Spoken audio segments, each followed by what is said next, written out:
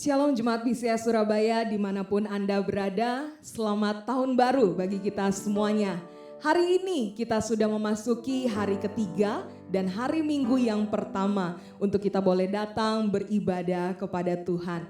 Karena itu saudara-saudaraku, mari siapkan diri kita untuk kita boleh datang memuji dan menyembah Dia, Allah kita.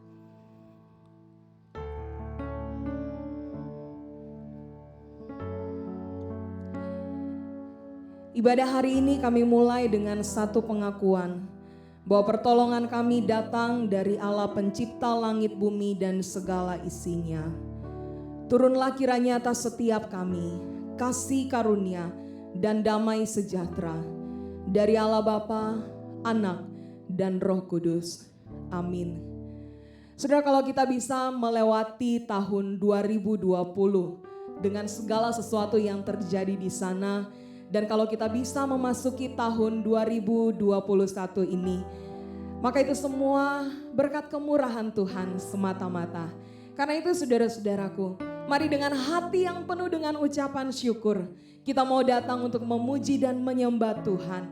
Kita mau berkata bahwa aku ada saat ini, semuanya berkat kemurahan Tuhan.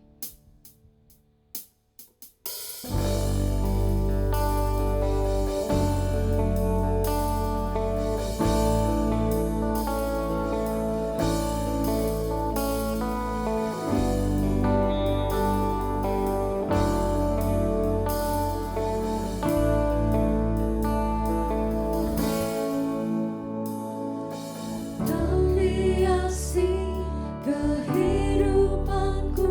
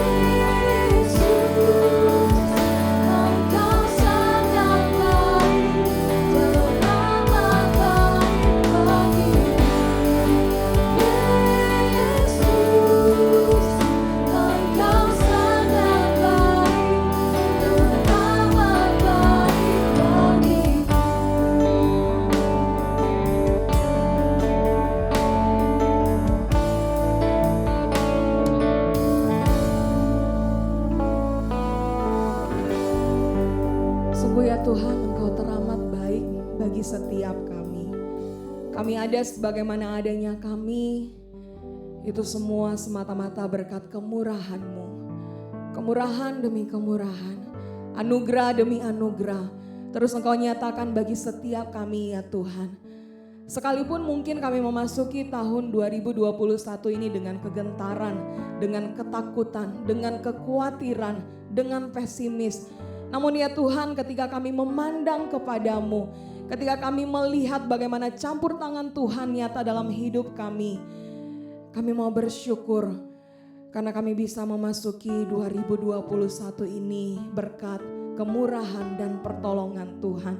Karena itu ya Tuhan, sekalipun kami gentar, sekalipun kami takut, sekalipun kami khawatir, karena kami betul-betul tidak tahu apa yang akan terjadi di depan sana. Kami mau belajar untuk terus bersyukur. Kami mau belajar untuk terus bergantung kepada Tuhan. Dan kami percaya bahwa Engkau Immanuel, Allah yang beserta kami, yang akan terus menyertai kami.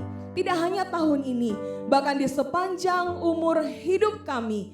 Kami percaya bahwa Engkau Tuhan yang akan senantiasa menyertai setiap kami. Terima kasih Tuhan. Terima kasih. Tak henti-hentinya kami mau terus bersyukur untuk penyertaan-Mu, untuk pemeliharaan-Mu. Bahkan untuk anugerah keselamatan yang Kau nyatakan bagi setiap kami. Terima kasih Tuhan Yesus. Ini doa kami, ini ucapan syukur kami. Dan kami hanya mau nyatakan semuanya ini di dalam satu nama Yesus Kristus, Tuhan kami yang hidup. Amin. Dengan penuh sukacita dan dengan penuh rasa syukur, mari sama-sama kita menyanyikan pujian ini. Kita mau bersorak-sorak bagi Dia Allah kita. Kita mau bernyanyi bagi Dia Yesus Kristus Tuhan kita. Karena kasih-Nya yang begitu besar bagi setiap kita. Kasih yang begitu besar, lebih kuat dari dosa. Kasih yang menemukanku, selamatkan dan pulihkanku. Naikkan syukurmu, ku naikkan syukurku. Ku tak akan berhenti memuji, meninggikan nama-Mu selalu, menari, memuliakan-Mu. Dibebaskan, dibangkitkan, hidup yang Kau beri, dan kini hanya untuk-Mu.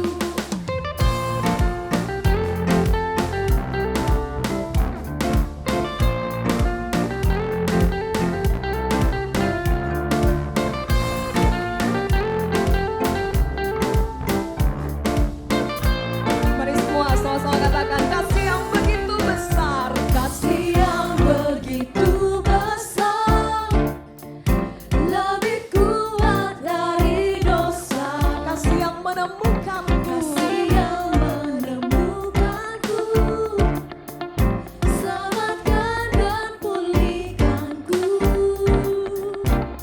Ku naikkan syukurku, ku tak akan berhenti memuji, meninggikan nama-Mu selalu, menari, memuliakan-Mu. Dibebaskan, dibangkitkan, hidup yang Kau beri, dan kini hanya untuk-Mu.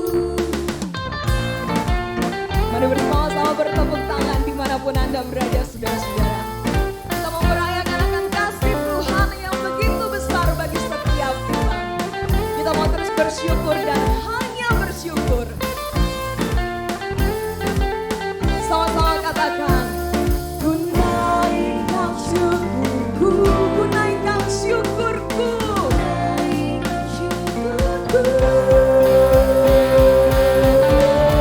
Ku tak akan berhenti memuji, meninggikan nama-Mu selalu, menari, memuliakan-Mu. Dibebaskan, dibangkitkan, dibangkitkan, hidup yang Kau beri, dan kini hanya untuk-Mu. Jangan berhenti memuji, meninggikan nama-Mu selalu, menari, memuliakan-Mu.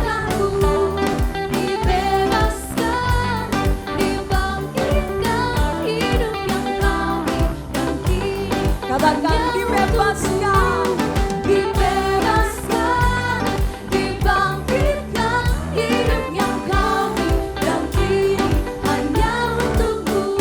Hidup yang kau beri dan kini hanya untukmu. Mari berikan sorak-sorai yang mulia bagi Dia Tuhan kita. Biarlah pujian ini boleh menjadi komitmen kita di hadapan Tuhan. Hidup yang kini Tuhan anugerahkan bagi kita, kita mau persembahkan hanya untuk Dia. Amin. Karena itu saudara-saudara, mari setiap kita yang menyerahkan hidup kita kepada Tuhan, nyatakan pengakuan imanmu di hadapan Tuhan. Pengakuan iman rasuli. Aku percaya kepada Allah, Bapa yang Maha Kuasa, Halik langit dan bumi, dan kepada Yesus Kristus anaknya yang tunggal Tuhan kita, yang dikandung dari Roh Kudus, lahir dari anak darah Maria, yang menderita sengsara di bawah pemerintahan Pontius Pilatus, disalibkan, mati dan dikuburkan, turun ke dalam kerajaan maut. Pada hari yang ketiga, bangkit pula dari antara orang mati, naik ke surga, duduk di sebelah kanan Allah, Bapa yang Maha Kuasa. Dan dari sana ia akan datang untuk menghakimi orang yang hidup dan yang mati. Aku percaya kepada Roh Kudus, gereja yang kudus dan damai, persekutuan orang kudus, pengampunan dosa, kebangkitan tubuh, dan hidup yang kekal. Saudara, mari kita mau terus percaya, mari kita mau terus berserah kepada Dia, Tuhan kita. Karena Dialah Tuhan yang berdaulat atas hidup setiap kita. Dia Tuhan yang pastinya sudah merancangkan segala sesuatu yang terbaik bagi setiap kita. Sekalipun mungkin saat ini kita belum bisa melihat seperti apa rancangan Tuhan, tapi biarlah kita mau datang, berjalan bersama dengan Dia, Bapa yang begitu baik, yang senantiasa memegang tangan kita, anak-anaknya yang begitu lemah ini. Mari kita mau datang dan siapkan diri kita untuk dituntun lewat kebenaran firman-Nya.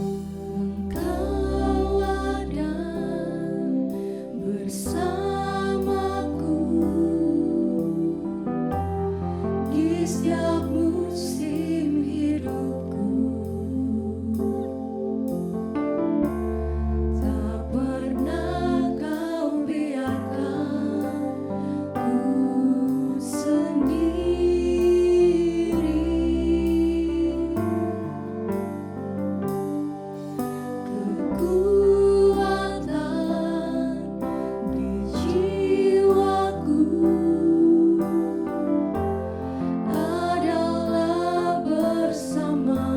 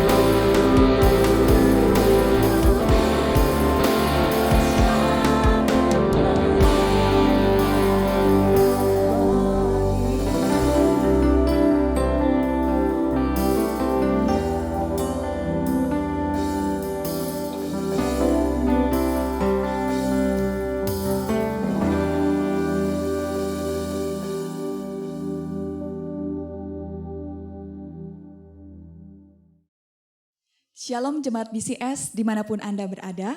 Mari sama-sama kita akan merenungkan firman Tuhan.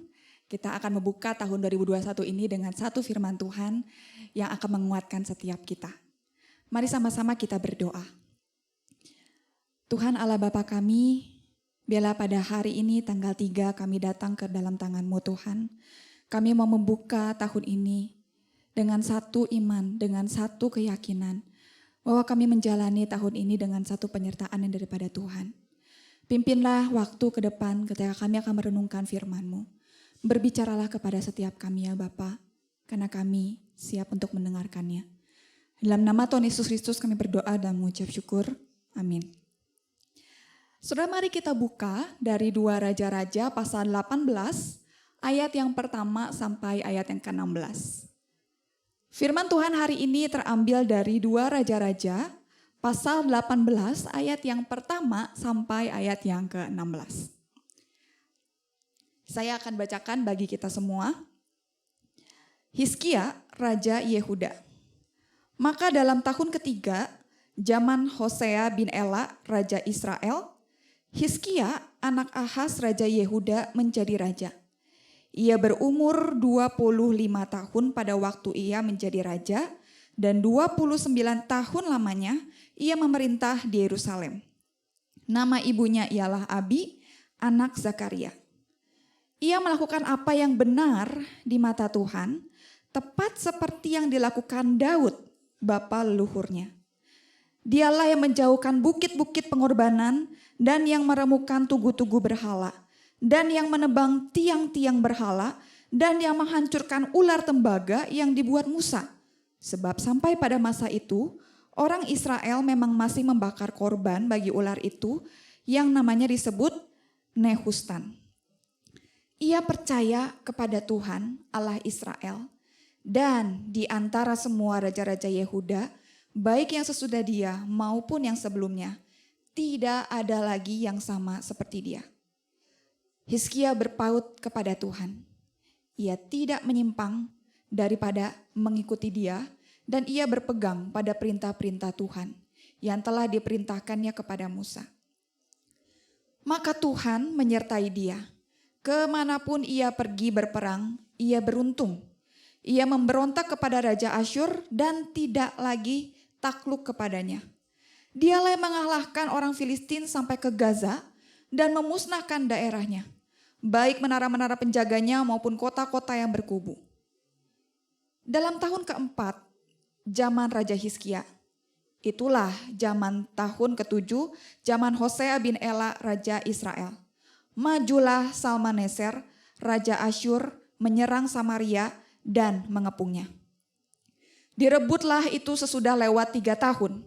Dan dalam tahun ke-6, zaman Hizkia, itulah tahun ke-9 zaman Hosea, Raja Israel, direbutlah Samaria. Raja Asyur mengangkut orang Israel ke dalam pembuangan ke Asyur dan menempatkan mereka di Halah pada sungai Habor, yakni sungai negeri Gozan dan di kota-kota orang Mandai. Oleh karena mereka tidak mau mendengarkan suara Tuhan Allah mereka dan melanggar perjanjiannya, yakni segala yang diperintahkan oleh Musa, hamba Tuhan. Mereka tidak mau mendengarkannya dan tidak mau melakukannya. Dan dalam tahun ke-14, zaman Raja Hizkia, majulah Sanherib, Raja Asyur, menyerang segala kota berkubu negeri Yehuda, lalu merebutnya. Hizkia Raja Yehuda mengutus orang kepada Raja Asyur di Lakis dengan pesan, "Aku telah berbuat dosa. Undurlah daripadaku, apapun yang kau bebankan kepadaku akan kupikul." Kemudian Raja Asyur membebankan kepada Hizkia, Raja Yehuda, 300 talenta perak dan 30 talenta emas. Hizkia memberikan segala perak yang terdapat dalam rumah Tuhan dan dalam perbendaharaan istana raja. Pada waktu itu Hizkia mengerat emas dari pintu-pintu dan dari jenang-jenang pintu bait Tuhan yang telah dilapisi oleh Hizkia Raja Yehuda. Diberikannya lah semuanya kepada Raja Asyur. Saudara-saudara sekalian, dalam bulan-bulan terakhir tahun 2020 lalu, ada olahraga yang tren ya dalam kalangan orang-orang ya, baik yang muda maupun sampai yang sudah berusia sekalipun. Apa itu? Sepeda. Makanya kenapa sepeda pada naik ya waktu pas di bulan-bulan akhir ya di tahun 2020. Saudara mungkin bahkan sekarang saudaralah salah satu orang yang hobi bersepeda. Kira-kira kalau saya boleh tanya, berapa kilometer yang paling jauh yang pernah saudara tempuh? Saya pernah lihat ada beberapa jemaat yang sepedahan sampai ke Ayam Sri Prigen, Pandaan. Saya cek ya di map itu kira-kira jaraknya 45 sampai 50 kilometer, kira-kira ya. Nah, bagaimana rasanya untuk menempuh jarak seperti itu dengan bersepeda? Saya yakin pasti itu betis besar-besar, badan pegel-pegel karena harus melewati rintangan dan jauhnya yang bukan main ya, 45 sampai 50 km dengan bersepeda. Nah saudara, ada seorang, ngomong-ngomong nih ya, ada seorang perenang wanita yang bernama Florence. Dia punya satu target yang besar dalam hidupnya dia. Mungkin kalau tadi orang-orang yang sepedahan punya target mau capai berapa kilometer gitu ya. Nah ini Florence ini dia juga punya target besar dalam hidupnya dia. Apa itu? Dia ingin sekali dapat berenang, menyeberang dari Pulau Catalina ke Palos Verde di pantai California. Jadi itu menyeberang, berenang ya, melewati satu selat yang kira-kira jaraknya itu ya 41,6 kilometer. Untuk berenang 41,6 kilometer, saya yakin itu bukan satu hal yang mudah untuk dilakukan oleh seorang perempuan perenang muda tanpa memakai alat bantuan apapun. Jadi saudara yang suka sepedahan atau bahkan yang berenang ya, bisa kebayang bakal secapek apa itu berenang di lautan bebas, bukan di kolam renang biasa, lautan bebas sejauh 41,6 kilometer. Dan saudara, pada 4 Juli tahun 1952, Florence ini mencoba mewujudkan mimpinya. Florence akan menjadi perenang wanita pertama yang akan berenang dari Catalina, Pulau Catalina sampai ke pantai California. Karena ini rutenya itu cukup sulit, jadi ketika Florence berenang, ini disaksikan oleh orang-orang ya, ditayangkan di televisi bahkan ya. Jadi ketika Florence ini berenang, ada beberapa perahu kecil yang ada di sisinya Florence, yang ada di sekitarnya Florence, itu di kanan kirinya ya. Di sekitarnya Florence, untuk apa? Untuk menjagai, untuk mengawasi Florence, sehingga terhindar dari serangan hiu. Ingat ya, ini laut bebas saudara ya. Terhindar dari serangan hiu dan juga untuk kalau misalnya Florence tiba-tiba dalam perjalanan berenang itu, tiba-tiba kram atau kecapean atau terluka, itu ada kapal-kapal, perahu-perahu kecil yang siap siaga di sekitar Florence untuk membawa, untuk langsung mengangkut Florence. Nah saudara, dengan arus laut yang kuat dan airnya yang dingin, Florence berenang melewati selat itu tanpa bantuan apapun, non-stop. Jadi gak berhenti-berhenti. Ya, mau berhenti gimana ya di tengah laut gitu ya. Nah, jadi saudara setelah 15 jam berenang, dia berhasil 15 jam berenang tanpa berhenti. Tiba-tiba yang tadinya cuacanya cerah, tiba-tiba ada kabut gelap yang tebal menutupi jarak pandang Florence. Itu tiba-tiba kabut tebal itu muncul dan mengelilingi Florence, menutupi jarak pandangnya Florence. Jadi Florence ini sama sekali gak bisa lihat. Ini arahnya kemana? Bahkan dia juga gak bisa ngelihat perahu-perahu kecil yang ada di sekitar dia. Padahal itu jarak dari dia dan perahu kecil itu tidak terlalu jauh. Tapi karena kabutnya itu saking tebalnya menutupi jarak pandangnya Florence, akhirnya perahu itu pun dia tidak bisa melihat. Saudara bisa bayangkan ada di tengah lautan, mungkin sudah menggigil 15 jam dalam air. Tiba-tiba di tengah lautan bebas itu diselimuti kabut tebal. Saudara gak bisa ngelihat apa-apa yang ada di sekitar saudara. Arah tujuan pun jadi gak jelas. Saudara ketika dalam keadaan mungkin Florence ini khawatir, bingung ini harus ngapain, aku harus berhenti atau harus lanjutin lagi. Ibunya dan pelatihnya ini terus memberikan semangat kepada Florence dari salah satu perahu. Ibu dan pelatihnya itu mereka berkata gini, ayo terus, pantainya gak terlalu jauh kok, ayo terus lanjutin.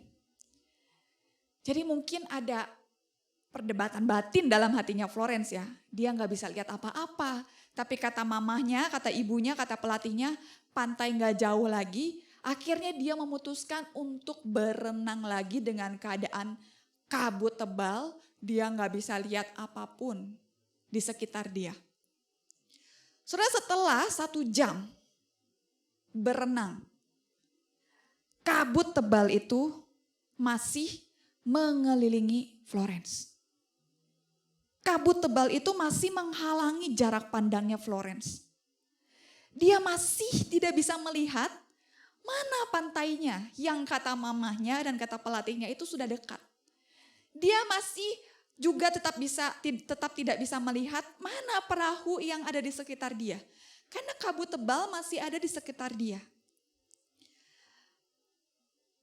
Akhirnya saudara, Florence memutuskan untuk berhenti dan menyerah. Kabut tebal itu terlalu tebal dan telah membuat Florence merasa hilang harapan. Ia menyerah karena dia merasa tidak akan sampai ke tujuan. Udah capek-capek 15 jam, terus tadi saya udah coba 1 jam lagi, masih belum kelihatan. Menyerah. Dan akhirnya petugas pun mengangkat Florence ke perahu, salah satu perahu. Dan ketika Florence sudah diangkat ke salah satu perahu itu, Florence merasa begitu kecewa, begitu menyesal. Kenapa? Karena Florence dikasih tahu kalau jarak dari titik perahu, titik terakhir dia berenang, sampai ke tepi pantai itu hanya berjarak tinggal 800 meter lagi. Kalau misalnya dihitung berdasarkan kecepatan dia berenang selama 15 jam sebelumnya dia berenang, ia hanya perlu lagi 19 menit berenang untuk sampai ke titik pantai, ke garis pantai, untuk sampai ke tujuan dan menyelesaikan targetnya. Saudara bayangkan, ia sudah menghabiskan 16 jam berenang di lautan bebas itu, hanya tinggal 19 menit lagi. Kalau saja dia tetap bisa bertahan 19 menit lagi, dia akan mencapai targetnya. Dia akan menyelesaikan targetnya. Hanya karena kabut tebal yang menghalangi Florence. Yang gak bisa lihat apa-apa di sekitarnya. Apa yang ada di depan dia gak bisa ngelihat. Dan akhirnya dia gagal mencapai target. Saudara, sama seperti yang dirasakan oleh Florence. Saudara, dalam menjalani kehidupan kita, mungkin kita pernah atau bahkan mungkin akan ada di masa yang kita lihat itu semua kabut masalah yang tebal ada di sekeliling kita. Mungkin ada masa kita pernah mengalami atau ke depannya akan kita alami. Kita cuma lihat kanan kiri sekeliling kita itu cuma kabut masalah yang tebal. Kita nggak bisa lihat apa yang ada di balik kabut itu. Ini saya arahnya udah bener atau belum? Ini ada orang nggak yang ngebantuin saya? Mungkin kabut masalah itu terlalu tebal. Sampai kita merasa Seperti yang Florence rasakan. Masalah yang satu belum selesai, muncul masalah yang lain. Semakin teballah kabut masalah itu. Dan kabut masalah itu membuat kita berhenti.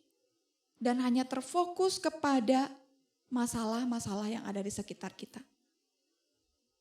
Kabut masalah yang tebal itu membuat kita hilang harapan. Membuat kita menjadi pesimis untuk berjalan, menjalani hari-hari. Saudara, saya mau katakan, kabut masalah pasti akan datang dalam kehidupan kita. Pasti akan kita alami. Entah giliran saya kapan, saudara kapan, tidak ada yang tahu. Tapi pasti akan ada masa kita merasa ada kabut masalah tebal yang mengelilingi kita. Mungkin kabut masalah itu begitu tebal hingga kita gak bisa melihat apa yang ada di depan. Kita gak bisa melihat apa yang ada di sekitar kita.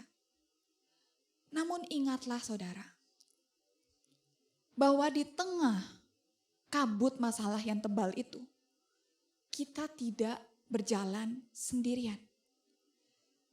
Saudara, setiap orang yang percaya dan menantikan Tuhan, orang yang berharap kepada Tuhan, akan mendapatkan kekuatan yang baru yang diberikan olehnya, agar kita dapat menghadapi, agar kita dapat melewati kabut masalah yang tebal itu.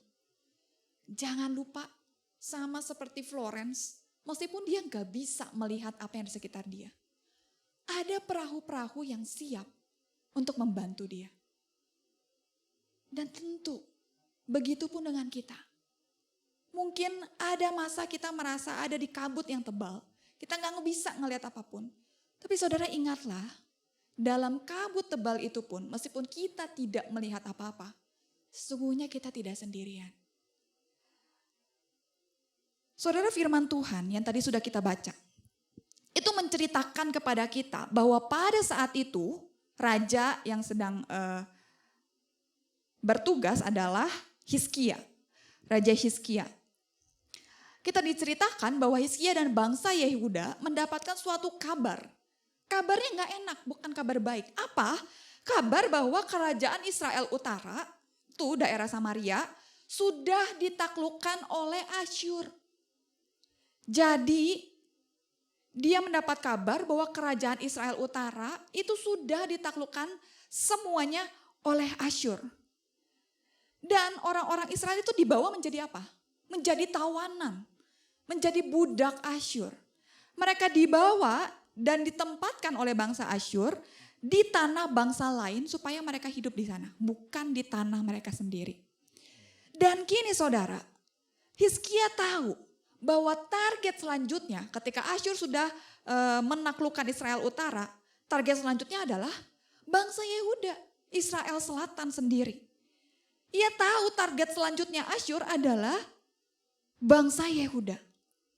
Dan saudara, ketika tahu itu, segala prajurit yang dipunyai oleh Yehuda, Hizkia kerahkan untuk apa? Untuk bisa mempertahankan daerah kekuasaannya. Segala pertahanan yang ada, Hizkia memimpin bangsanya untuk melawan Asyur. Tapi saudara, kita diberitahu bahwa ternyata usaha itu gagal. Kita diberitahu bangsa Asyur berhasil menyerang Yehuda dan menduduki seluruh kota-kota berkubu di Yehuda, dan hanya satu kota saja yang belum, yaitu Yerusalem. Di antara daerah yang lain, semuanya udah ditaklukin. Cuman kota Yerusalem aja yang tinggal belum ditaklukin. Dan saudara, dibandingkan Yerusalem dibandingkan dengan daerah Yehuda yang lain, itu adalah kota yang kecil. Saudara bisa bayangkan, prajurit Asyur ini layaknya kabut tebal yang mengelilingi kerajaan Yehuda, yang mengelilingi Raja Hizkia. Tidak ada jalan keluar, tidak ada yang harus tahu, gak ada yang tahu harus gimana. Seluruh kota udah hancur, cuma tinggal kota Yerusalem. Dan mereka gak bisa kemana-mana karena mereka sudah dikepung. Saudara, apa yang bisa dilakukan? Raja Hizkia mendatangi Raja Asyur. Dia melobi supaya tidak direbut Yerusalem. Dan saat itu Raja Asyur mengiyahkannya ya. Sanherib Raja Asyur mengiyahkannya dengan syarat. Syaratnya harus bayar upeti-upeti yang tentunya tidak sedikit jumlahnya. Dia harus membayar sejumlah talenta perak dan juga sejumlah talenta emas kepada Asyur. Dengan keadaan kotanya dia itu cuman Yerusalem. Perbendaharaan Yehuda itu cuman sedikit.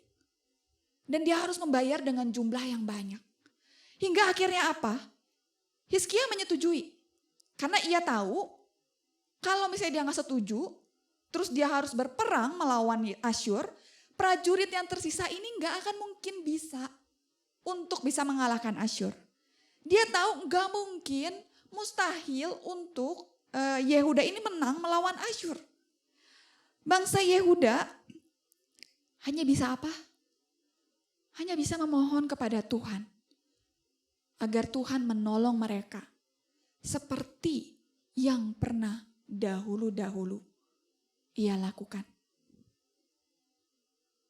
Hizkia akhirnya menyetujui.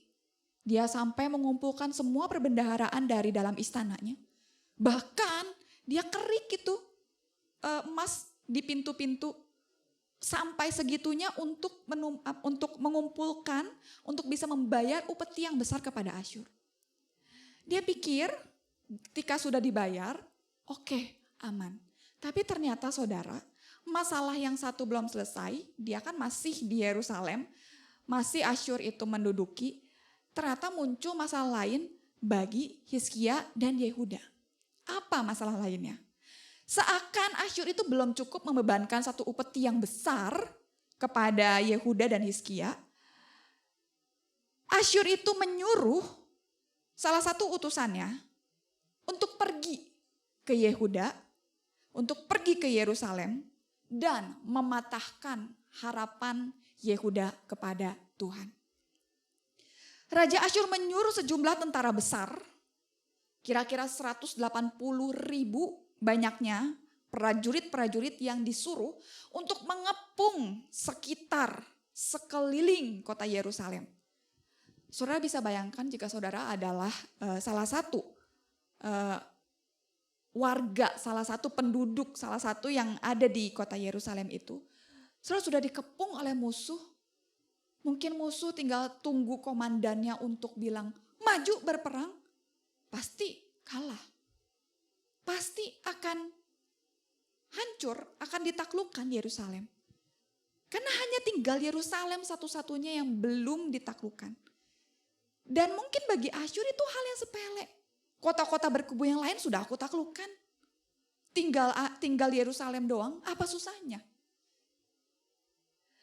Akhirnya Asyur menyuruh, Raja Asyur, Sanherib itu menyuruh utusannya untuk mematahkan.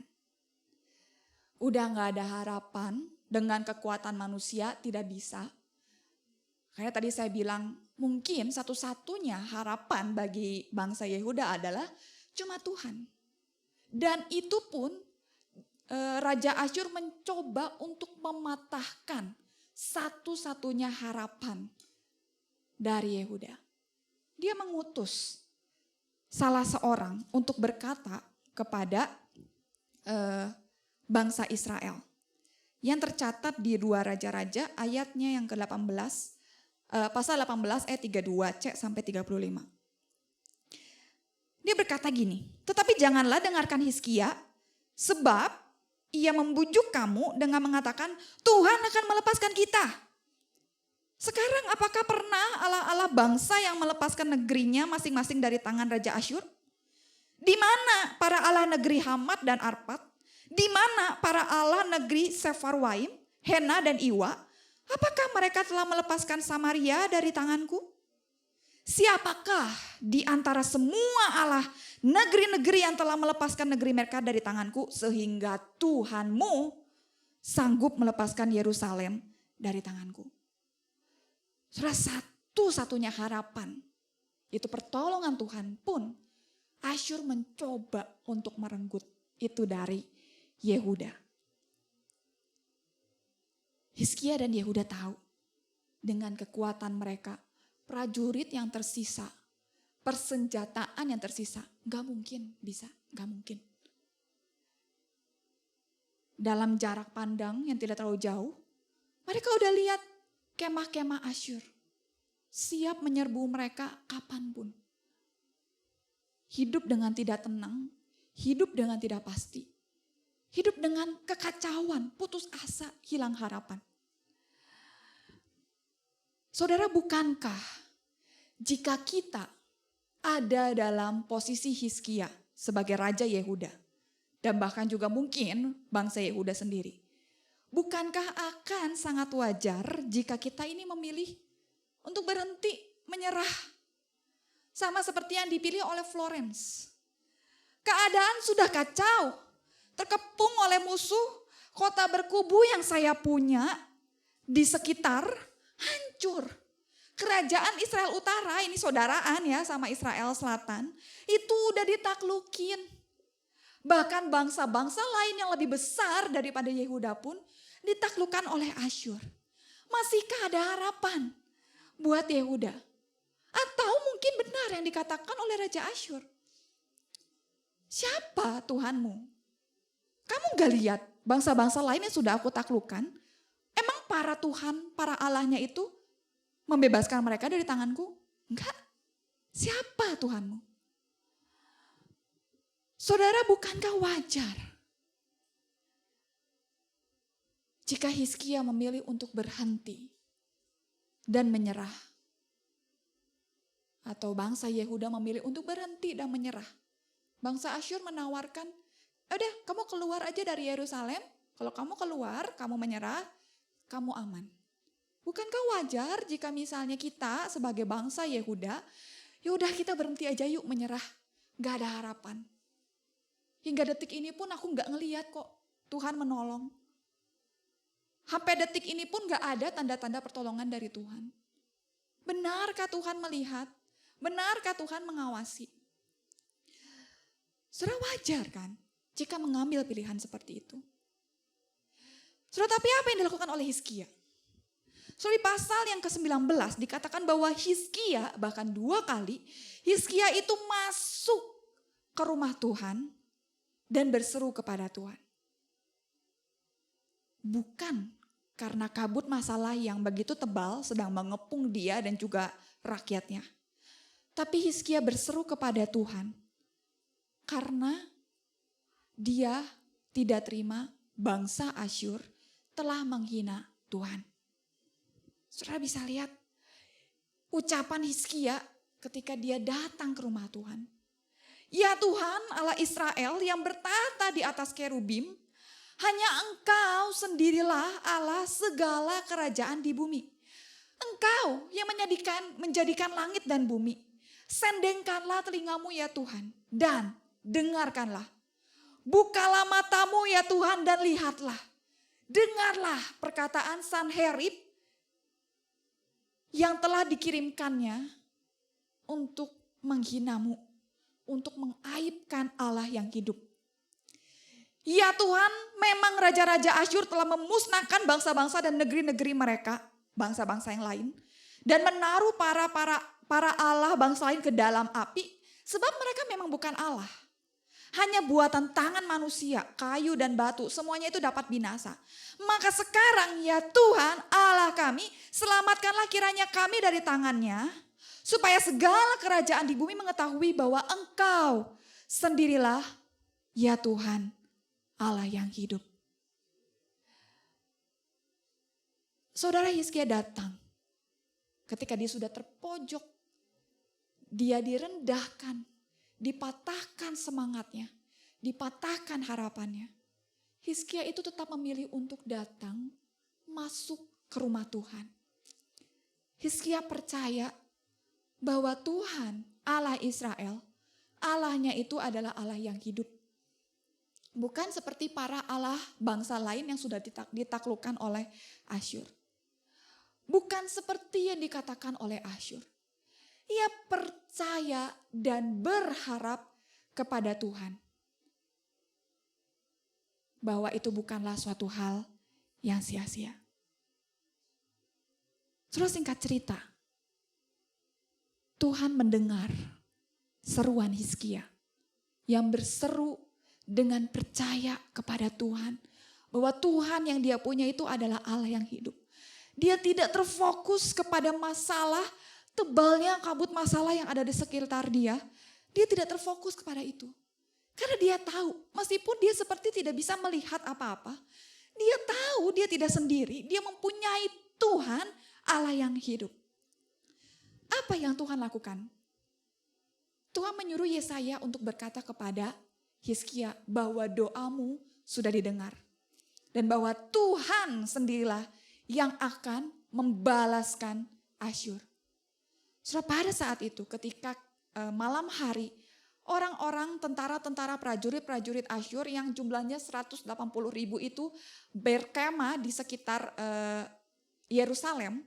Pada malam itu Tuhan mengutus malaikat Tuhan untuk berperang dan menghabisi seluruh 180.000 prajuritnya dalam satu malam. Dan pada esok hari bangsa Israel, bangsa Yehuda keluar. Mereka mendapati bangkai-bangkai musuh mereka tergeletak ada di mana-mana. Saudara, itu adalah satu jawaban Tuhan atas kepercayaan Hizkia. Dia tetap berdoa kepada Allah. Dia tetap berdoa kepada Tuhan. Dia tahu bahwa Allah yang dia sembah itu bukanlah Allah yang terbuat dari kayu dan batu. Bukanlah Allah yang dibuat oleh tangan manusia. Dia adalah Allah yang hidup. Dia adalah Allah yang bisa, Allah yang mengawasi, Allah yang melindungi umatnya. Allah yang akan memberikan pertolongan di saat umatnya itu berseru dan percaya kepadanya. Tuhan berkata lewat perantaraan Yesaya, dengan siapakah hendak engkau samakan aku? Seakan-akan aku ini seperti dia, firman yang maha kudus. Arahkanlah matamu ke langit dan lihatlah siapa yang menciptakan semua bintang itu dan menyuruh segala tentara mereka keluar. Sambil memanggil nama mereka sekalian. Satu pun tiada yang tidak hadir. Oleh sebab ia maha kuasa dan maha kuat. Mengapakah engkau berkata demikian, hai Yakub, dan berkata begini, hai Israel, hidupku tersembunyi dari Tuhan. Dan hakku tidak diperhitungkan, tidak diperhatikan Allahku. Tidakkah kau tahu dan tidakkah engkau dengar? Tuhan ialah Allah yang kekal yang menciptakan bumi dari ujung hingga ujungnya. Ia tidak menjadi lelah dan tidak menjadi lesu, tidak terduga pengertiannya. Dia memberi kekuatan kepada yang lelah dan menambah semangat kepada yang tiada berdaya. Orang-orang muda bisa menjadi lelah dan lesu dan teruna-teruna jatuh tersandung. Tetapi orang-orang yang menanti-nantikan Tuhan mendapatkan kekuatan yang baru. Mereka seumpama Raja Wali yang naik terbang dengan kekuatan sayapnya. Mereka berlari dan tidak menjadi lesu. Mereka berjalan dan tidak menjadi lelah. Saudara, orang yang menanti-nantikan Tuhan. Menanti-nantikan ini maksudnya berharap dengan kuat, berharap penuh kepada Tuhan. Orang yang dalam keadaan apapun dia melihat hanya kepada Tuhan, sang pribadi yang memberikan harapan. Orang yang demikianlah yang Tuhan katakan, mereka akan mendapatkan kekuatan yang baru. Mereka bisa menjadi lemah, menjadi lesu. Tapi mereka akan mendapatkan kekuatan baru. Mereka akan terbang seperti Raja Wali. Dengan sayapnya yang kuat. Membentangkan sayapnya yang kuat. Di tengah segala badai. Saudara, saya pikir Hizkia sebagai raja yang memimpin Yehuda. itu telah melakukan hal ini. Ia menanti-nantikan. Ia sebagai Raja Israel tetap menanti-nantikan Tuhan. Tetap berharap kepada Tuhan. Tetap percaya kepada Tuhan. Bahwa apa? Bahwa Tuhan adalah Allah yang hidup. Allah yang berkuasa. Dia akan melakukan pertolongannya tepat pada waktunya Tuhan. Meskipun Hizkia ada dalam kepungan musuh. Dalam sekejap dia bisa mati. Kerajaan Yehuda bisa ditaklukkan oleh Asyur. Tapi Hizkia memilih untuk datang ke rumah Tuhan, menyembah Tuhan, berseru kepada Tuhan, minta pertolongan kepada Tuhan. Dan dia tetap membawa bangsa Yehuda untuk berseru kepada Tuhan. Nah saudara, saya pikir itu adalah salah satu bentuk ketika Tuhan mendengar seruan umatnya. Kita bisa lihat di 2 Raja-Raja pasal 18. Hizkia digambarkan sebagai salah satu raja yang apa di ayat yang kelima? Ia percaya kepada Tuhan Allah Israel. Dan di antara semua raja-raja Israel yang sebelum dan sesudahnya tidak ada yang sama seperti Hizkia. Saudara, menyambut awal tahun 2021 ini. Saudara, mungkin dalam kita menjalani tahun ini, sepanjang tahun ini, mungkin cuaca akan cerah.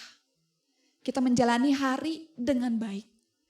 Tapi mungkin tanpa kita sangka, ada masa kabut, gelap, kabut masalah yang tebal tiba-tiba datang menyelimuti kita, mengelilingi kita. Ya kita gak tahu harus ngapain. Kita gak ngerti harus gimana.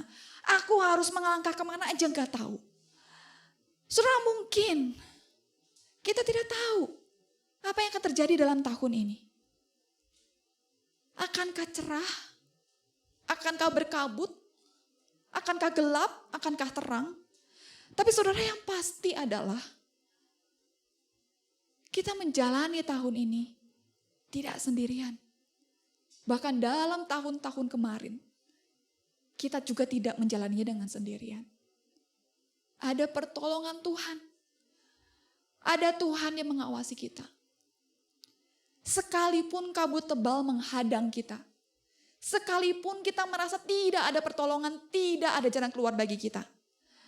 Saudara, orang yang percaya dan menantikan Tuhan, akan Tuhan berikan kekuatan baru. Bukan kekuatan dari diri dia sendiri. Tapi karena Tuhan yang memberikan kekuatan. Tuhan yang bertindak. Tuhan yang memberikan pertolongan. Dan kita bisa melalui kabut setebal apapun itu. Karena kita berjalan bersama dengan Tuhan. Sudah mungkin kita menutup tahun 2020 kemarin. Bahkan juga mengawali tahun 2020 kemarin. Tidak ada yang sangka. Ternyata dalam 1 tahun itu 9 bulan kita jalani dengan ketidakpastian. Angka orang yang terkena COVID makin naik, terus turun, naik lagi. Dan kita nggak tahu kapan beres. Bahkan sampai sekarang pun masih belum beres. Saudara, mungkin itu adalah salah satu kabut tebal yang sedang kita alami sekarang. Ketidakpastian ekonomi, ketidakpastian kesehatan. Kita merasa keluar nggak aman, tapi di rumah juga udah jenuh. Mau kerja juga, pekerjaan menurun penghasilannya. Saudara, kita menjalani saat-saat ini mungkin ada dalam kabut masalah yang tebal, yang kita nggak ngerti harus gimana. Dan mungkin seperti Florence yang tadi saya sudah ceritakan di awal, kita udah berjalan 9 bulan, tapi seperti belum ada pertolongan daripada Tuhan. Meskipun dibilang, ayo terus maju sedikit lagi. Kita udah berjalan sedikit lagi, tapi kita tidak merasa tetap ada pertolongan. Saudara, berhenti. Jangan membuat keputusan untuk menyerah. Ingatlah, meskipun kita tidak melihat di sekeliling kita, seperti tidak ada siapa-siapa, seperti tidak ada jawaban, seperti tidak ada pertolongan. Saudara, ingatlah, kita tidak berjalan sendiri. Dan dalam menjalani tahun ini pun, entah cerah berkabut, gelap, terang. Mari kita menjalani tahun ini. Memang bukan dengan kekuatan kita, tapi dengan pertolongan yang daripada Tuhan. Karena Ia adalah Allah yang memperhatikan. Dia yang memberi kekuatan kepada yang lelah. Dia memberi semangat kepada yang tiada berdaya. Orang-orang muda menjadi lelah dan lesu dan teruna-teruna jatuh tersandung. Tetapi orang-orang yang menanti-nantikan Tuhan mendapatkan kekuatan yang baru. Mereka seumpama Raja Wali yang naik terbang dengan kekuatan sayapnya. Mereka berlari dan tidak menjadi lesu. Mereka berjalan dan tidak menjadi lelah. Mari sama-sama kita tundukkan kepala, kita berdoa. Ya Tuhan Allah Bapa kami, dalam minggu pertama kami datang ke hadapan-Mu di tahun 2021 ini. Kami mau menyerahkan 1 tahun ini ke dalam tangan-Mu Tuhan. Kami tidak tahu apa yang akan ada di depan. Kami tidak tahu apa yang akan terjadi. Akankah terang, gelap? Akankah cerah atau berkabut? Namun Tuhan biarlah kami mau membuka tahun ini dan kami mau menjalani tahun ini dengan satu keyakinan. Bahwa kami tidak menjalani tahun ini sendirian. Bahwa ada Engkau yang bersama dengan kami. Bahkan dalam masa sulit pun, Engkau ada bersama-sama dengan kami. Mengawasi kami, menuntun kami, mengarahkan langkah kami. Meskipun mungkin kami tidak bisa melihat Engkau, kami tidak melihat pertolongan atau tangan-Mu. Biarlah Tuhan, pada hari ini kami mau. Kuatkanlah hati kami, agar kami boleh percaya. Agar kami boleh menjalani hari demi hari kami. Dengan satu kepastian, bahwa kami akan mendapatkan kekuatan yang baru daripada Tuhan. Terima kasih ya Tuhan. Kami menutup firman Tuhan pada hari ini. Dalam nama Tuhan Yesus Kristus kami berdoa dan mengucap syukur. Amin. Sudah seperti kebenaran firman Tuhan yang sudah diberitakan bagi setiap kita. Mari sama-sama kita mau terus berjalan bersama-sama dengan Tuhan. Karena dialah Tuhan yang memberikan kekuatan dan semangat bagi setiap kita yang mungkin saat ini tiada berdaya. Mari kita mau berjalan bersama-sama dengan Dia, Yesus Kristus Tuhan.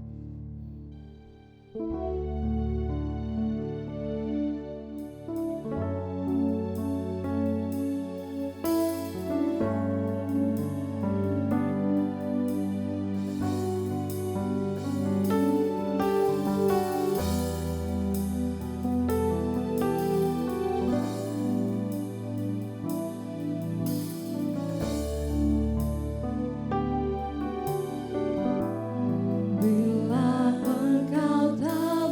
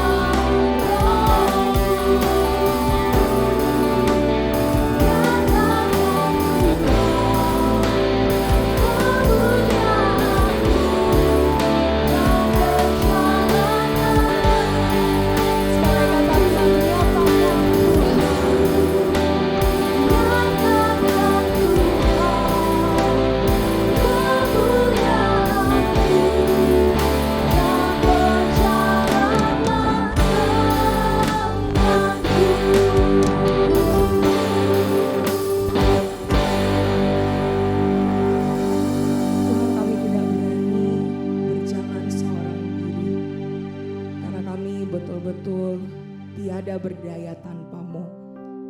Namun kami bersyukur firman-Mu sekali lagi menguatkan kami, bahwa Engkau sungguh-sungguh akan menyertai kami. Karena itu ya Tuhan, sekali lagi kami membawa diri kami, bahkan keluarga kami, ke dalam tangan-Mu ya Tuhan. Kiranya Tuhan yang akan terus menyertai kami, kiranya Tuhan yang akan terus membimbing langkah kami. Bahkan kami mau berdoa ya Tuhan, menyerahkan ke dalam tangan Tuhan untuk bangsa kami ini. Di tengah-tengah kondisi yang seperti ini ya Tuhan, kami mau terus berdoa supaya Tuhan kiranya yang akan menganugerahkan hikmat bagi setiap pemimpin di tengah-tengah bangsa ini.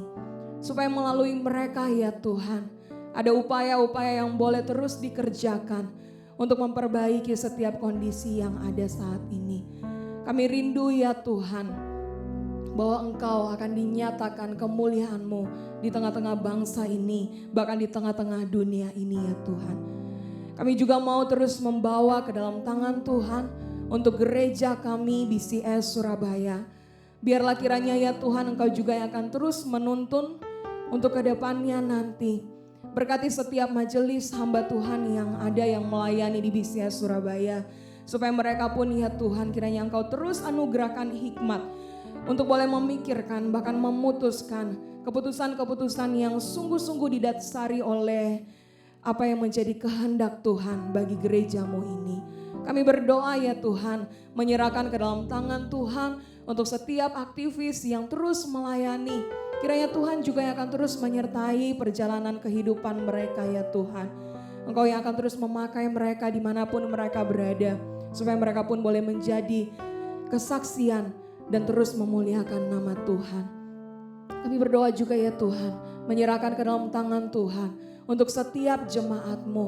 Mereka yang mungkin saat ini memasuki tahun yang baru dengan kondisi yang lemah tubuh. Mereka yang mungkin kehilangan pekerjaan mereka.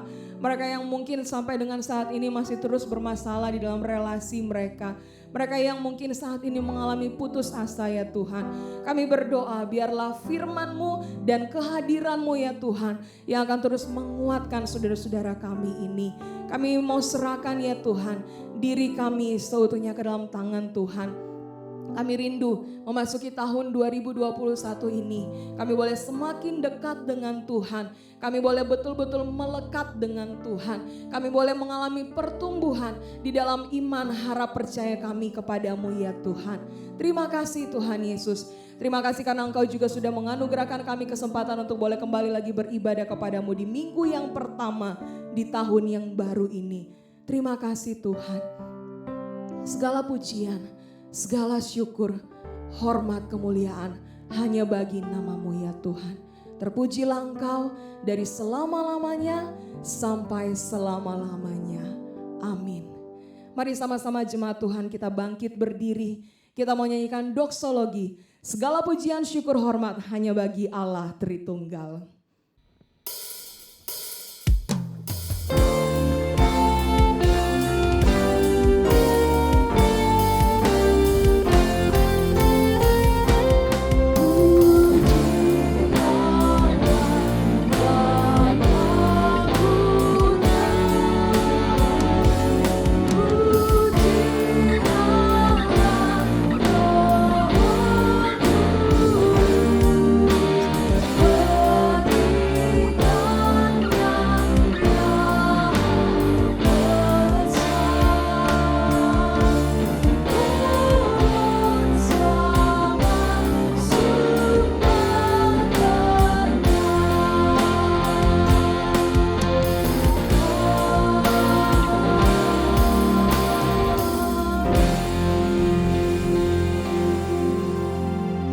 Arahkanlah hatimu kepada Tuhan sumber berkat, dan Ia sendiri akan memberkati setiap kita.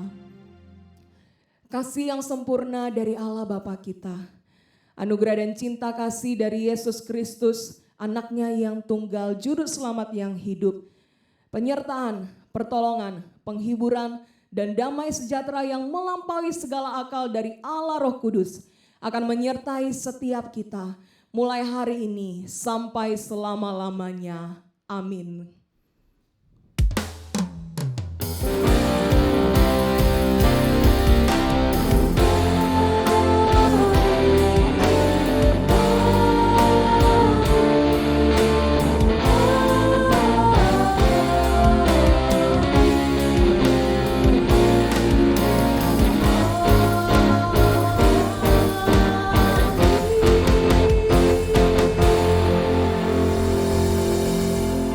Silakan duduk, saudara-saudara. Ada satu hal yang ingin saya sampaikan bagi setiap kita, yaitu terkait dengan ibadah tatap muka atau ibadah onsite di gereja kita BCS Surabaya. Saya mau terus menghimbau dan mengajak Bapak Ibu Saudara untuk boleh terus mendoakan supaya pemimpin di gereja kita boleh terus menggumulkan kapan waktu yang tepat untuk kita boleh memulai ibadah onsite atau ibadah tatap muka di gereja kita di Grand City Mall lantai 4. Saudara, pastinya setiap kita mungkin rindu untuk boleh sama-sama beribadah bersama-sama dengan saudara seiman seperti yang dulu pernah kita lakukan sebelum pandemi ini. Karena itu saudara-saudara, mari terus doakan, dan untuk informasi lebih detailnya akan disampaikan melalui WhatsApp BCS Surabaya. Karena itu bagi saudara-saudara yang belum terhubung sampai dengan saat ini, udah tahun 2021 ya saudara-saudara, jadi tolong disimpan nomor WhatsApp dari BCS Surabaya, supaya saudara-saudara akan mendapatkan info-info terkini terkait dengan kegiatan-kegiatan di gereja kita. Atau saudara mungkin bisa follow Instagram dari BCS Surabaya, sehingga saudara juga akan menemukan informasi seputar gereja kita di Instagram BCS Surabaya. Sekian untuk warta hari ini. Selamat hari Minggu dan selamat tahun baru bagi setiap kita.